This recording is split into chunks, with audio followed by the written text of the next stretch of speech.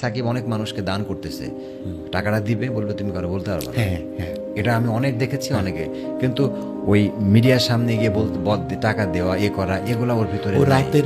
রাতের বেলায় গাড়ি নিয়ে ঢাকা শহরে একসময় ঘুরতো শুধুই পথ শিশুদের টাকা দেওয়ার জন্য। পথ শিশুদের এই কাউরান বাজার মোড়ে আমাদের এক কলিগ, আমাদের ইত্তেফাকের এক কলিগ ব্যাপারটা দেখে ফেলছে।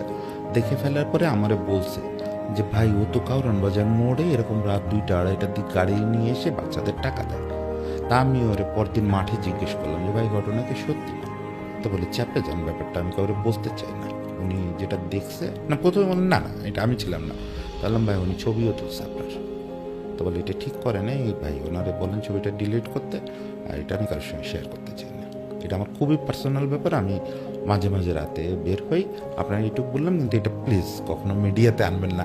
আজকে আসলে কথা প্রসঙ্গে বোধহয় ফার্স্ট টাইম এটা না, এটা বলে ফেললাম। বেসিক্যালি আমিও বললাম যেটা একটা ইমোশনাল জন্য, যে এটা ধরেন মানে আমরা ওকে বুঝি না, এই জন্য আমরা সাকিবকে নিয়ে অনেক কথা বলি।